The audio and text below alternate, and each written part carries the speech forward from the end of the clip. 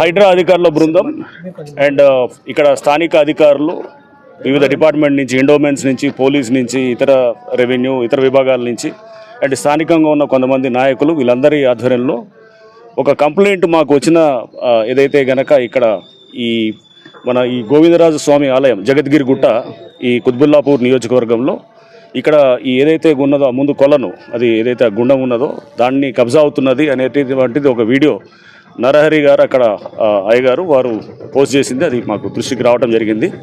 ఈ నేపథ్యంలో ఇక్కడికి వచ్చి అధికారులందరితో కూడా మేము ఇక్కడ వెరిఫై చేశాము.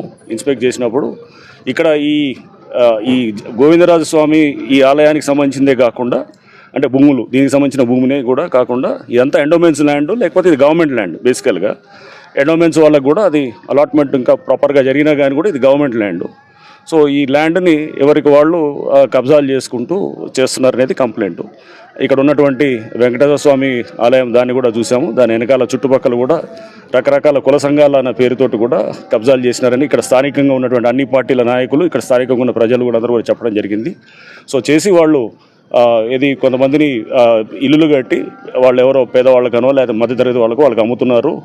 దాని వెనకాల ఉన్నటువంటి రాజకీయ నాయకులు కూడా వాళ్ళ పేర్లు కూడా చెప్పడం జరిగింది. దాని అన్నింటినీ కూడా మేము పరిశీలించాము. బుధవారం రేపు వీళ్ళందరితో కూడా మీటింగ్ పెడతాము.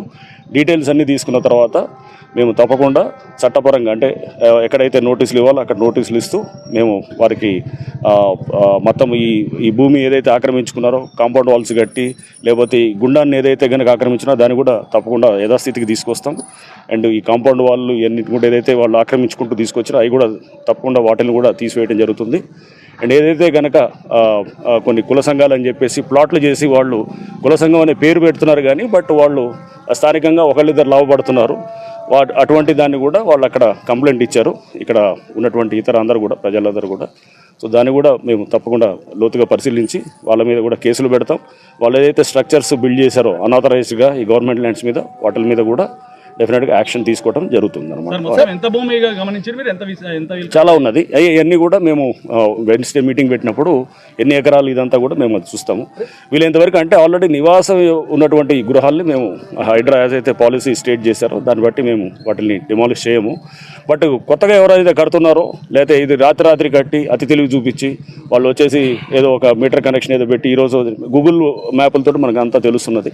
సో ఎవరు ఎప్పటి నుంచి ఉన్నారో, ఇల్లు ఎప్పుడు ఉంది, ఎప్పుడు కట్టినారు, ఇవన్నీ కూడా మనకు తెలుస్తున్నది. సాంకేతిక పరిజ్ఞానాన్ని కూడా వాడుకుంటూ వాళ్ళు ఎప్పటి నుంచో గతంలో నుంచి ఉంటే నివాసాలు అంటే హైడ్రా దాని ఆవిర్భావం ముందు నుంచి ఉన్నటువంటి అన్నిటిని కూడా మేము ఎటువంటి పరిస్థితుల్లో వాటిని డిస్టర్బ్ చేయం. బట్ ఇప్పుడు ఎవరైతే ఈ భూములు కబ్జా చేస్తూ వాళ్ళు వ్యాపారాలు చేస్తూ వెనకాల బ్యాక్గ్రౌండ్లో ఉండి ప్లాట్ల వ్యాపారం చేస్తున్నారో వాళ్ళ మీద చట్టపరంగా రేపు హైడ్రా పోలీస్ స్టేషన్ కూడా వచ్చింది. త్వరలో అది కూడా ఇంకో 15 రోజుల్లో మొత్తం పూర్తిగా ఫుల్ ఫ్లెడ్జ్గా ఫంక్షనింగ్ చేస్తుంది.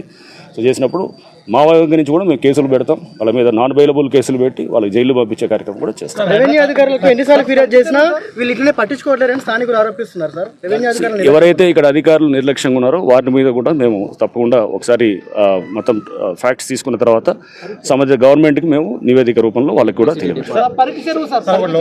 పరికి చెరువు కూడా వెళ్తాము. ఇప్పుడు అది దాన్ని అక్కడ కూడా కబ్జా అవుతూ అక్కడ కూడా చేస్తున్నారని అన్నారు. తప్పకుండా వాటిని కూడా కరెంట్ డిపార్ట్మెంట్ మీటర్లు ఇష్టానుసారంగా ఇస్తారు సార్. దాని మీద కూడా చేద్దాం. అది మేము గవర్నమెంట్కి రాస్తాము. అది మా పరిధిలో లేని అంశం కాబట్టి నేను తప్పకుండా ప్రభుత్వానికి నివేదిస్తాం. కంప్లైంట్స్ చాలా మంది వస్తున్నారు. మనకు ప్రజావాణిలో వస్తుంటాయి, లేకపోతే ఇట్లా ఏముంది వాట్సాప్లలో వస్తుంటాయి, లేకపోతే మీడియాలో వస్తుంటాయి, లేకపోతే డైరెక్ట్గా చాలా మంది మాకు ఉత్తరాలు రాస్తుంటారు. మెయిల్ హైడ్రా వస్తారు, వచ్చి మాకు ప్రజావాణిలో చాలా మంది వస్తున్నారు. వచ్చి ఎవరీ మండే మాకు ఉంటుంది.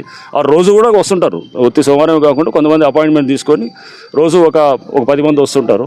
అట్లా మా మండే మటుకు పెద్ద ఎత్తున వస్తున్నారు. వచ్చి వాళ్ళందరూ కూడా మార్నింగ్ నుంచి నైట్ దాకా కూర్చొని పొద్దున పోయిన ఈ లాస్ట్ సోమవారం అంటే భోగి ఉండే, అంతకుముందు సోమవారం పొద్దున 11 నుంచి రాత్రి 9 దాకా మేము కంప్లైంట్స్ తీసుకొని తప్పకుండా పరిష్కారం చేస్తాం.